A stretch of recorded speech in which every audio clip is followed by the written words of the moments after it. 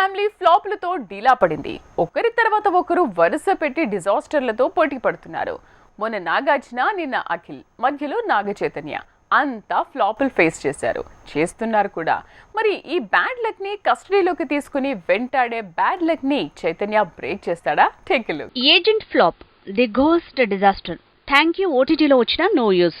ఇలా అక్కినేని ఫ్యామిలీని వరుసగా అరెస్టాలే పట్టి పీడించేస్తున్నట్టున్నాయి. అందుకే కస్టడీతోనైనా కిస్మత్ మారుతుందా అనే డిస్కషన్ మొదలైంది. కస్టడీ మూవీతో బైలింగ్వల్ ప్రయోగం చేశాడు నాగ చైతన్య. ఒకేసారి తెలుగు, తమిళ్ మార్కెట్ మీద దండెత్తుతున్నాడు. వచ్చే వారం వరల్డ్ వైడ్ గా అక్కినేని ఫేట్ మార్చే మూవీతో వస్తున్నా అంటున్నాడు. నాగ చైతన్య, నాగ్ కలిసి చేసిన బంగారాజు పర్లేదన్నారు. కానీ అదొక్కటి తప్పిస్తే కొన్నేళ్లుగా అక్కినేని ఫ్యామిలీలో ఎవరికీ కూడా కాలం కలిసి రావట్లేదు. నాగైతే ఓం నమో వెంకటేశాయ, Rajugari Gadhi 2, Officer, Devdas, Manmadhudu 2, Wild Dog, The Ghost అంటూ వరుస డిజాస్టర్లతో షాక్ ఇచ్చాడు. చెయ్యి కూడా థ్యాంక్ యూ మూవీతో అలాంటి షాకే ఇచ్చేశాడు. నాగ చైతన్యకి థ్యాంక్ యూ మూవీనే కాదు, పాన్ ఇండియా లెవెల్లో చేసిన లాల్ సింగ్ చడ్డా కూడా ఫ్లాప్ నే ఇచ్చింది.